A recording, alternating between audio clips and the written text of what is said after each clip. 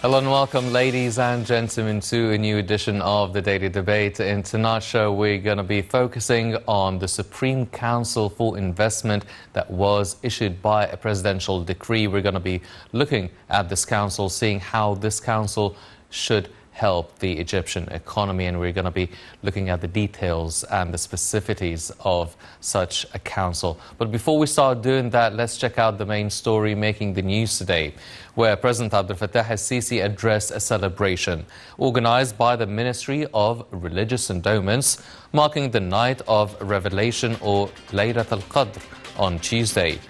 The President reiterated that the event offers a chance to meditate over the tremendous change that kick-started by the message of Islam. He further said the pillar of this change was hard work, honest efforts and an unwavering will. The head of state noted that he prays for God to bestow mercy on the Arab and Islamic nations and the whole humanity, and for wisdom to prevail. During the celebration, President el-Sisi honored the winners of the 29th International Quran Contest organized by the Ministry of Endowments. Grand Imam of Al-Azhar, Dr. Ahmed al-Tayyib, handed President el-Sisi a copy of the Quran. In his speech at the inauguration of the celebration, the Grand Imam prayed for the end of wars, poverty and pandemics, asserting that asking God is a prime act of worship ordained in many Quranic verses.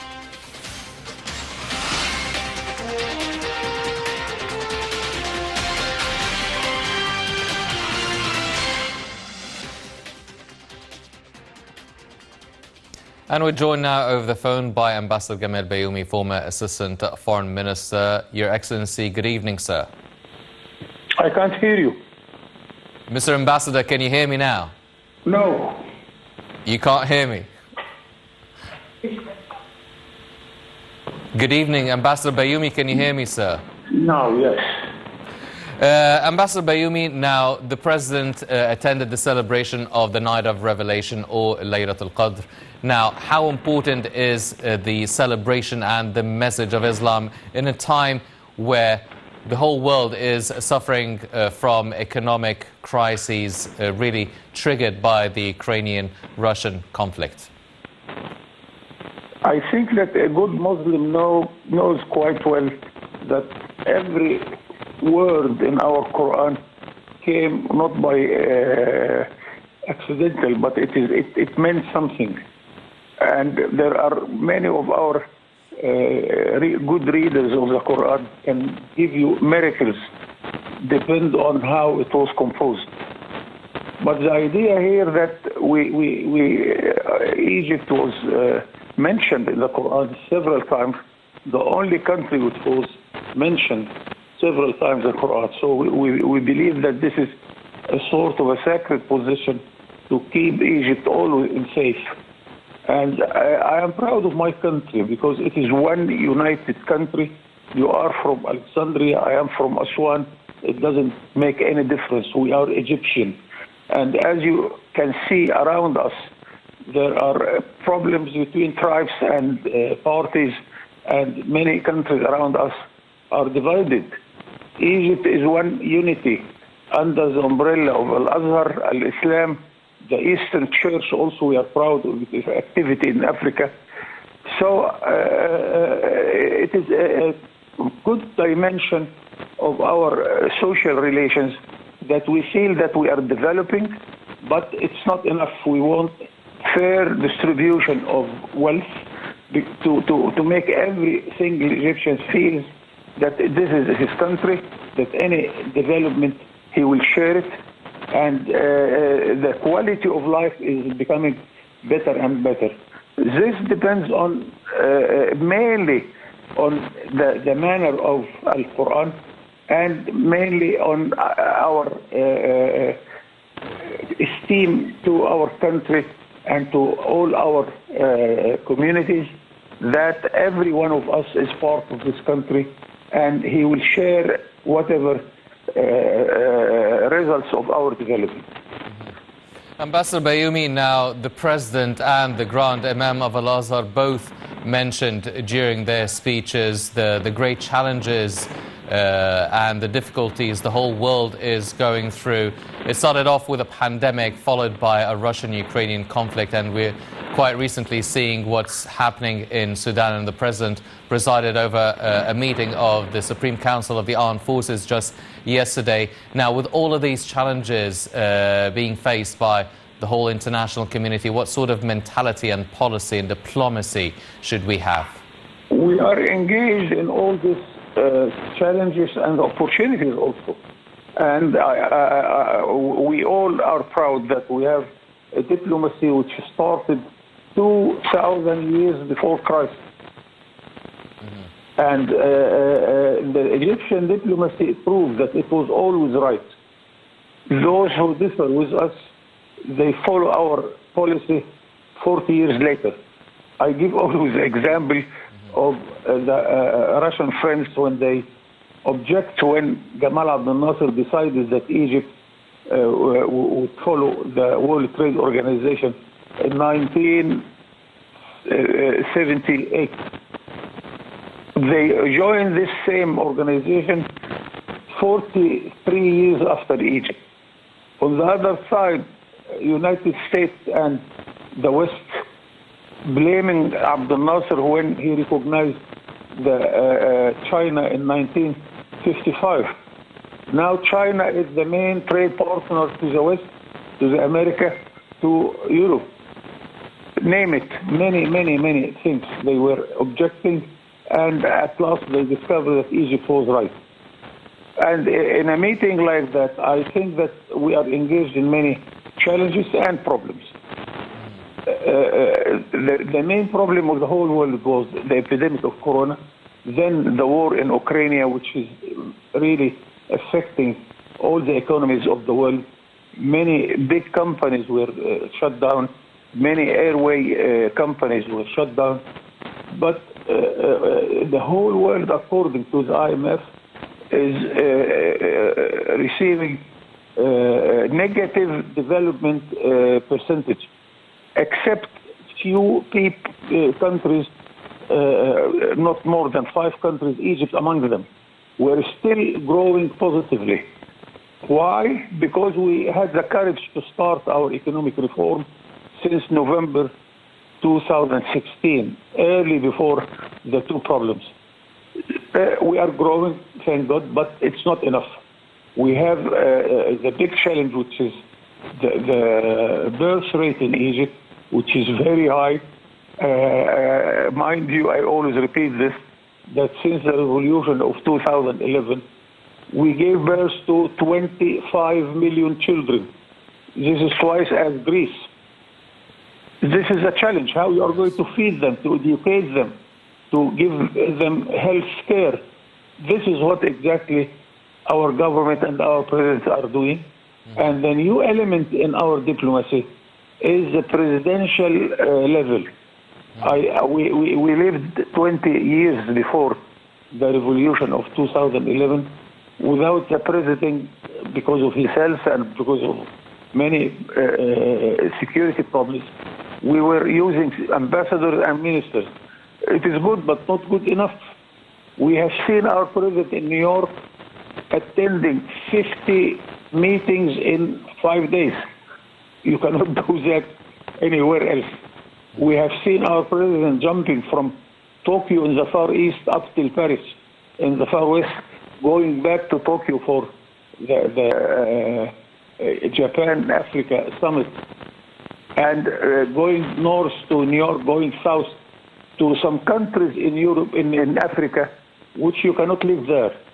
I always give the example, personal example, because I was non-resident ambassador in Equatorial Guinea. Why non-resident? Because there isn't any resident can host you. Our president went there with Arab constructor. He built an embassy. Now we have a complete embassy with complete staff. It is really something that you are engaged in everywhere, and you have the presidential level supporting our policy. Yes.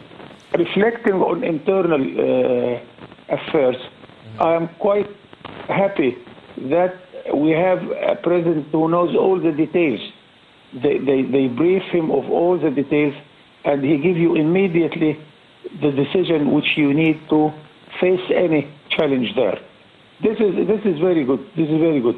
What we need, as a matter of fact, let me be frank here, we need the mass media to follow what is going on, and we need some experts to explain to us what's going on. I am, as an old diplomat, I am following. I know what is going on, but this is not the case with my children and grandchildren. We need our TV, our radio, our mass media with some high-level experts to explain that we are doing good business in every dimension. It is health, it is education, it is housing, it is job creation, it is investment, it is trade.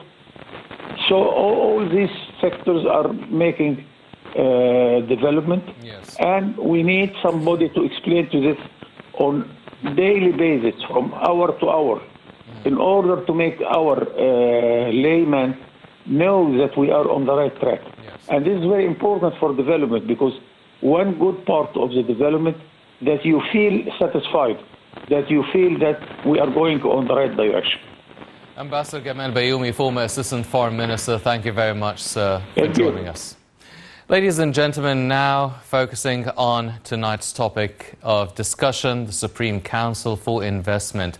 Let's check out this report regarding the President actually presiding over the Council himself. Let's check it out and we'll be right back.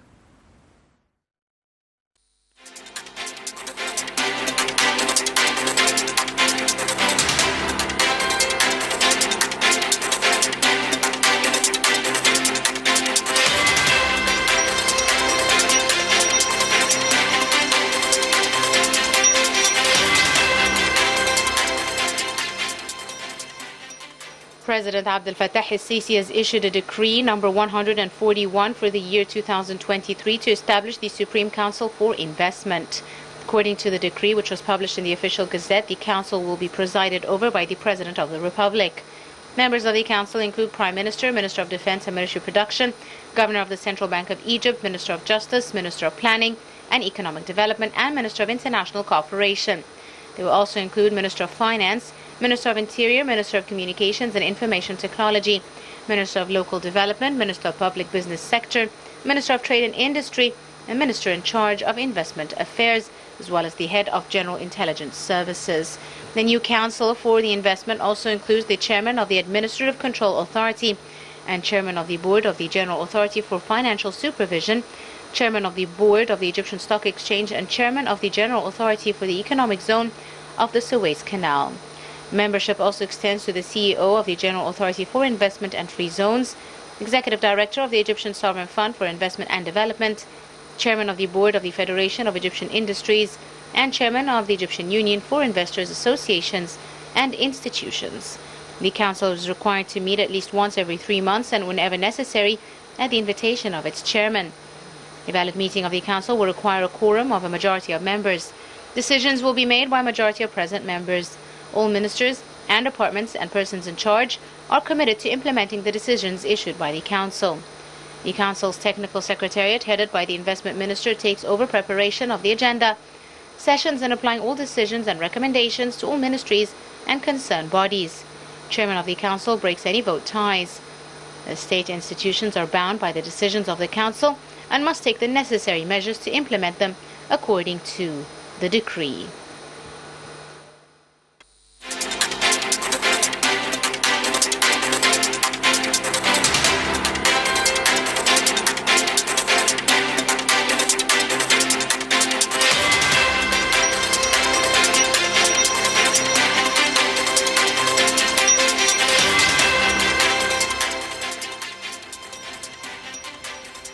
Welcome back, ladies and gentlemen, and we're joined now over the phone by Dr. Sahar Al-Damati, the economic and financial expert. Dr. Damati, good evening.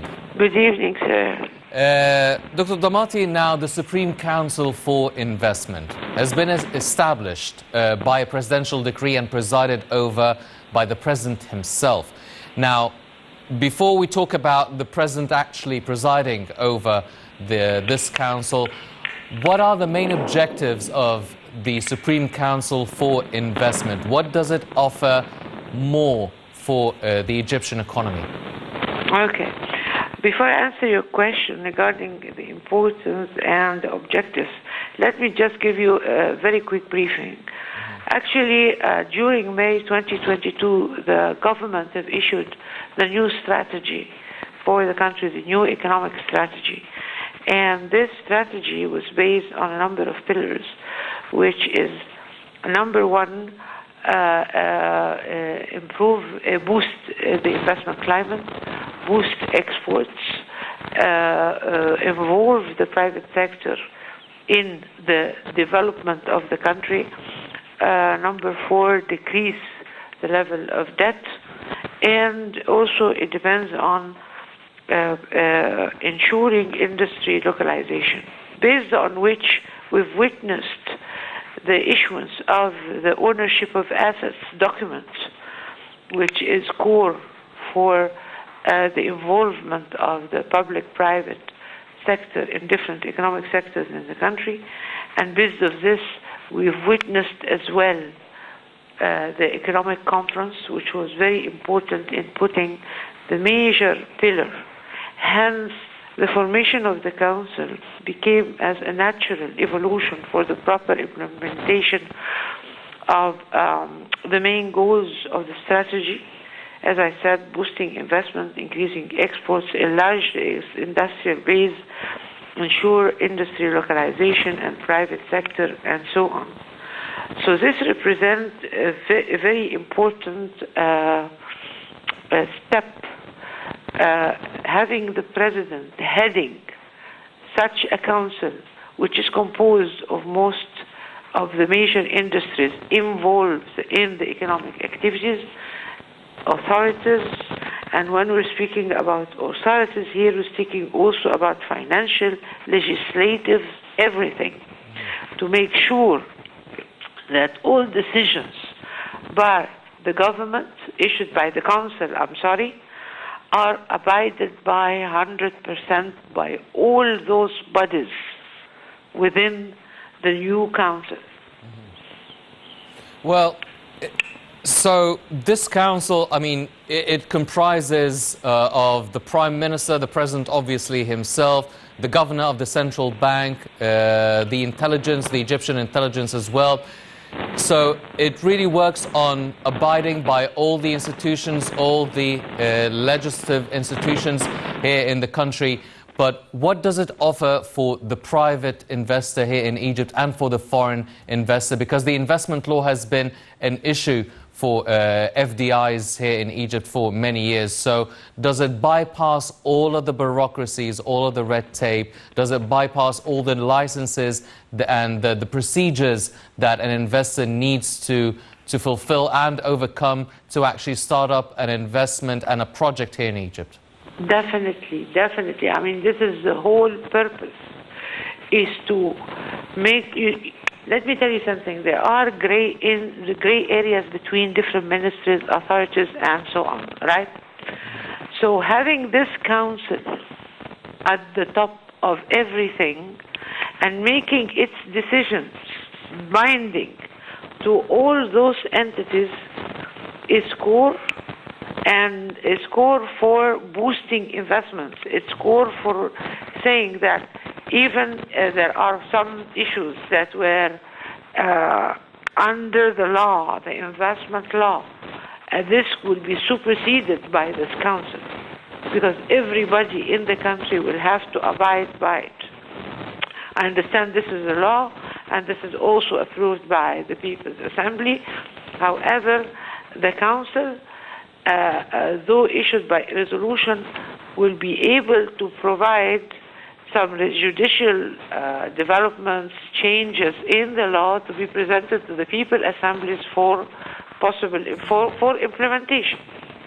So we will be following the proper procedures in implementing everything that is needed to accomplish the country's goal in terms of boosting investment, improving the industrial base, improving exports, which are the three core areas in this triangle. Dr. Damati, now, who exactly does the council deal with in terms of investors and projects? Do they deal, I mean, is there a certain criteria for certain investors or exporters, or a magnitude of projects or transactions that need to be met or reached to deal with the Supreme Council for Investment, and the rest would actually have to go through the traditional, normal ways of legalizing and logistics institutions, or is the Supreme Council for Investments open for everyone? No, the Supreme Council is open for everyone. As a matter of fact, it also covers not only major investors, but it also covers SMEs, everything. So everything that is related under the GDP of the country and the foreign investors, FDIs, is under this council. Dr. Damati, now the President is presiding over this council himself. And we've mentioned that it also includes the Prime Minister, the Governor of the Central Bank, the Egyptian intelligence. Now, what sort of message does the establishment of this Supreme Council for Investment by a presidential decree give to the Egyptian, Arab and foreign investors all around the world? It gives a thank you for the question. It gives a very strong message that Egypt, headed by the President, under the composition of this council, have one major objective, which is to improve the economic climate, primarily under which handle all issues related to boosting the economy, investment, exportation, investment in different sectors. I mean, this is coming across. So this is giving a very strong message, solving the problems related to investors. So all of these entities under the heading of the President will be directed 100% in order to boost investment climate completely in Egypt. Doctor, now, is there a certain priority list for this council? Do they, for instance, prioritize exports, number one? Do they prioritize certain industries in certain locations, be it in rural Egypt, in different countryside projects, or Sinai Peninsula? Do they focus more on energy, the energy sector? Do they focus more on industrials and economic zones within the Suez Canal? Is there a priority list for the Supreme Council?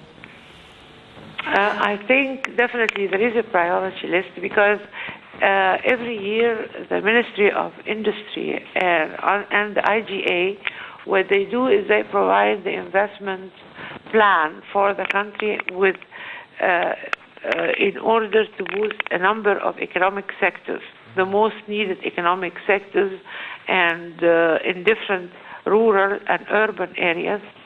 So they provide them definitely, and also they provide them with incentives under these locations. So these used to be the priorities for the country every year.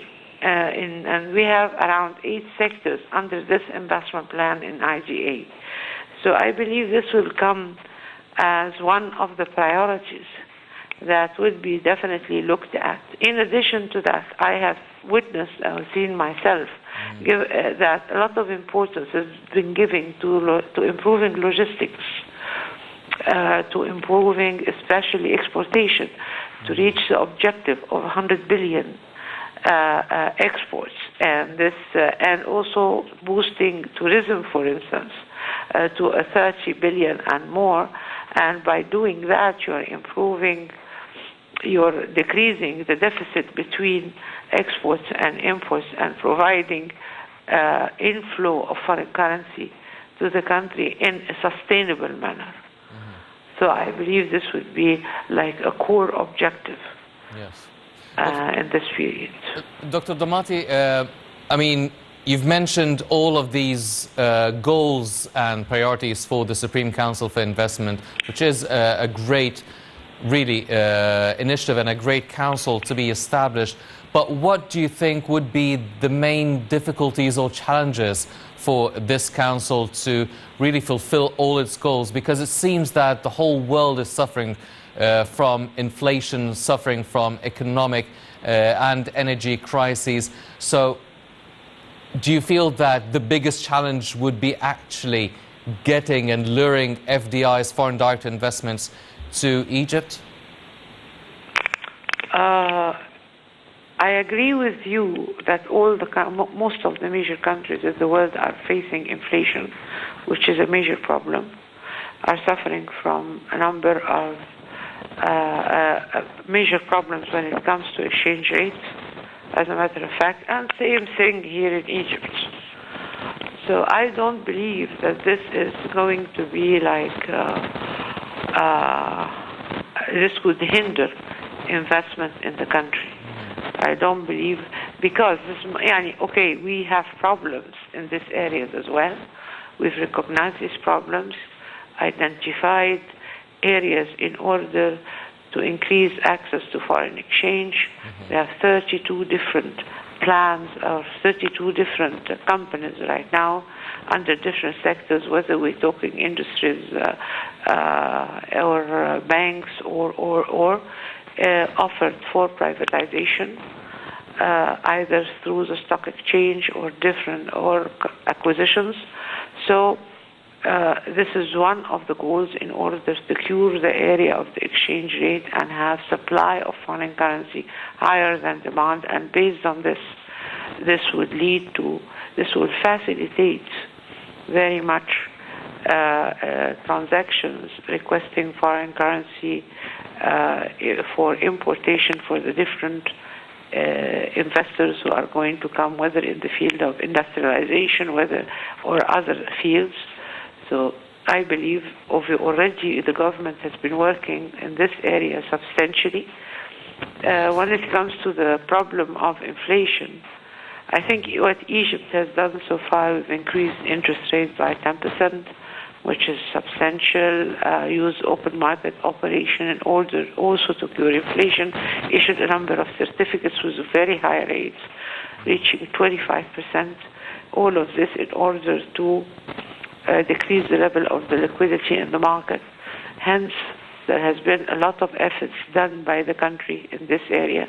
There has been a number of also other initiatives in order to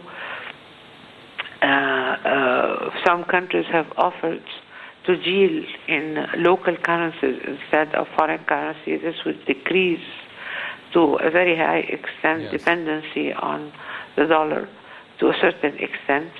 But of course, we will continue dealing.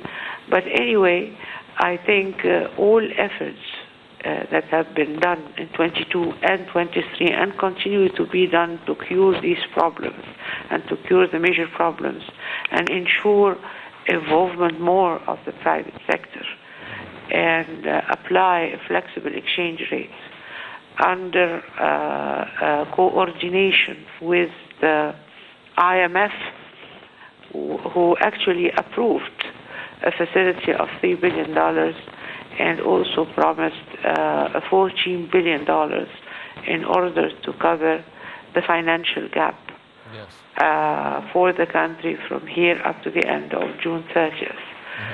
So efforts are exerted, recognized, and we're not the only one in this area, but at least we're putting all efforts to cure the current situation. Yes. Dr. Sar Damati, the economic and financial expert, thank you very much for joining us. Ladies and gentlemen, the Supreme Council for Investment is a real big, serious step to help boost and sustain the Egyptian economy. Let's check out this report and we'll be right back.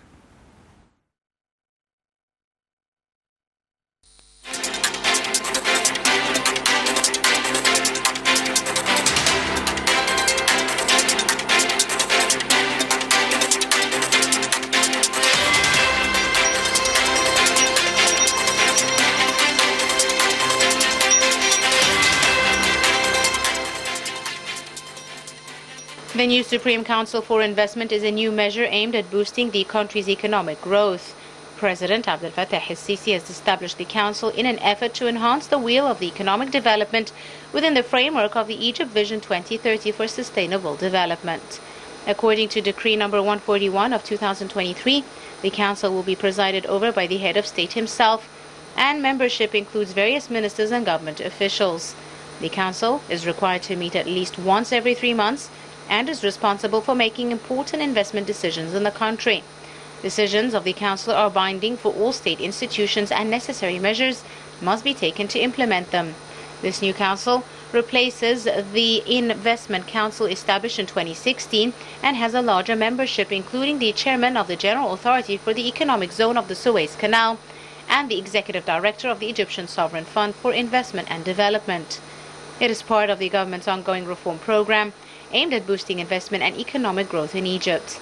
The council aims to create a better investment climate and provide guidance and support to achieve that. To also create the general framework for legislative and administrative reforms in the investment environment, approve policies and investment plans that determine the priority investment projects in line with the country's public policy, economic and social development plans, as well as applicable investment systems.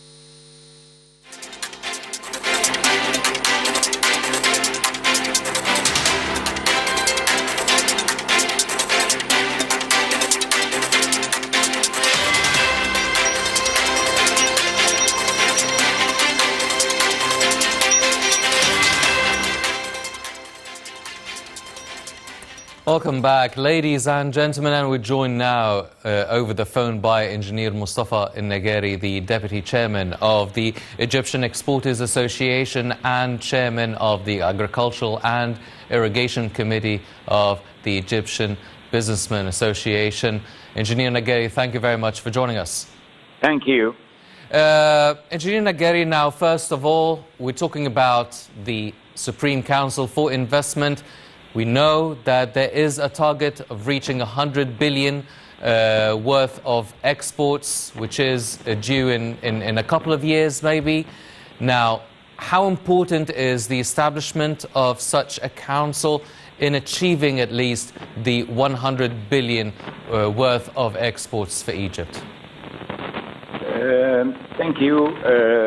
First of all, we have to understand that we are living in a global which the economy is leading us for facilitating and accelerating the movement of the capital and the trade and the investment and even the people themselves.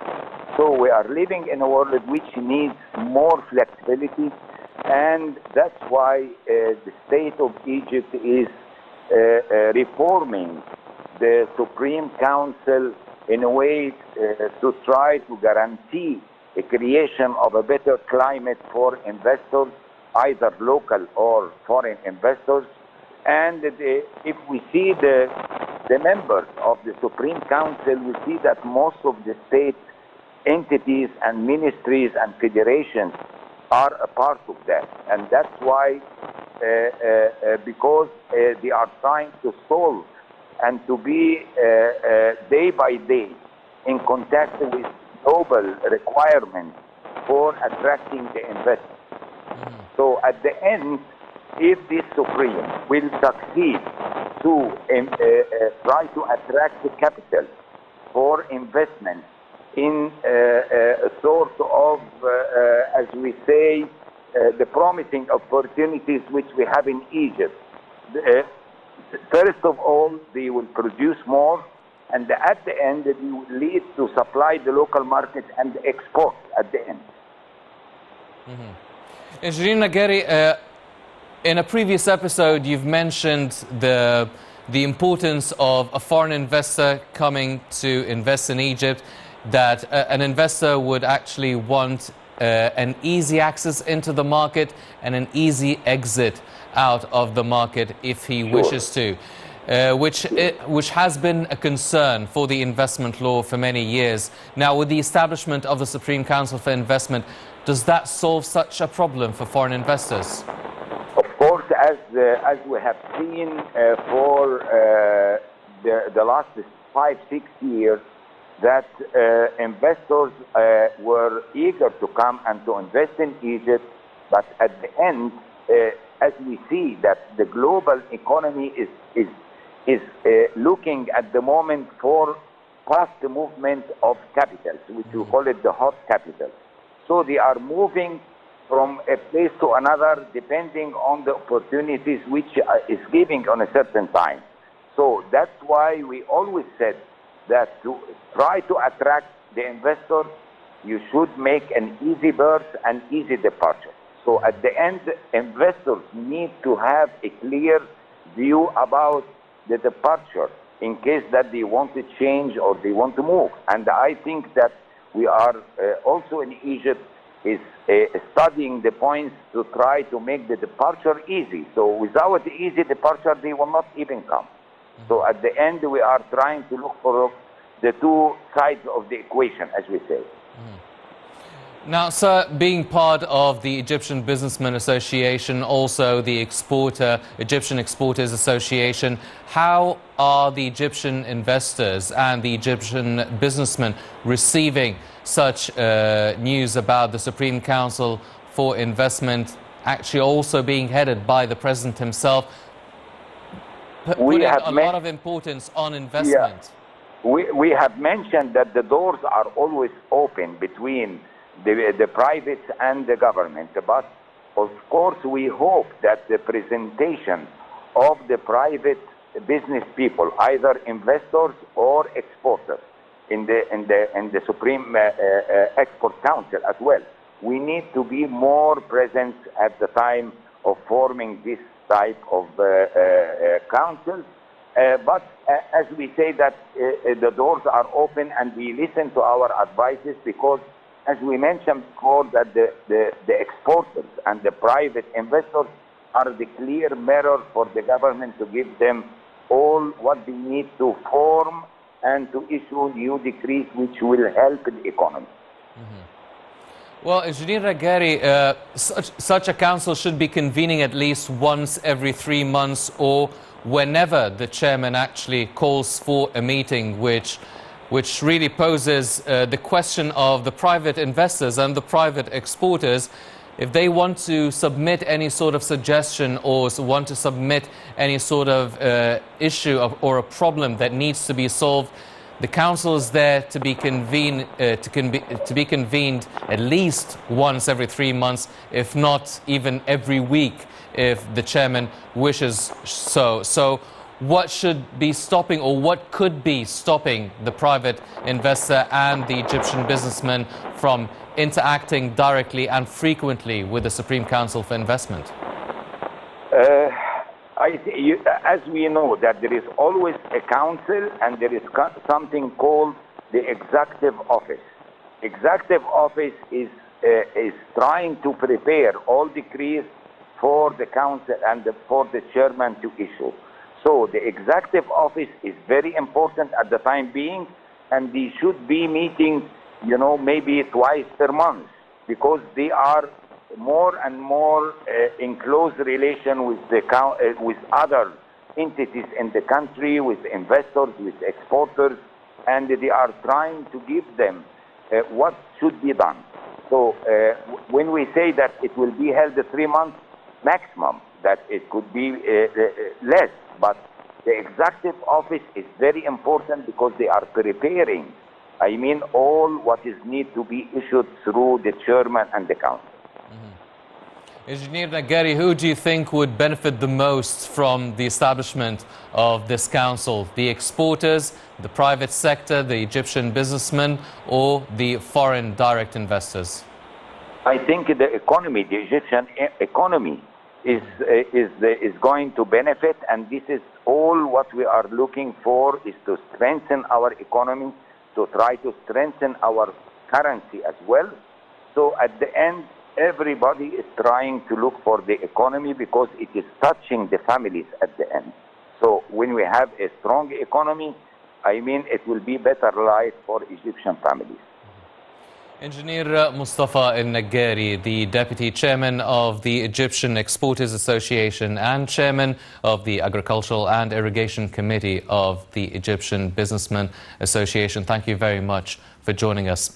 Ladies and gentlemen, the Supreme Council for Investment has been issued by a presidential decree presided over by the President himself.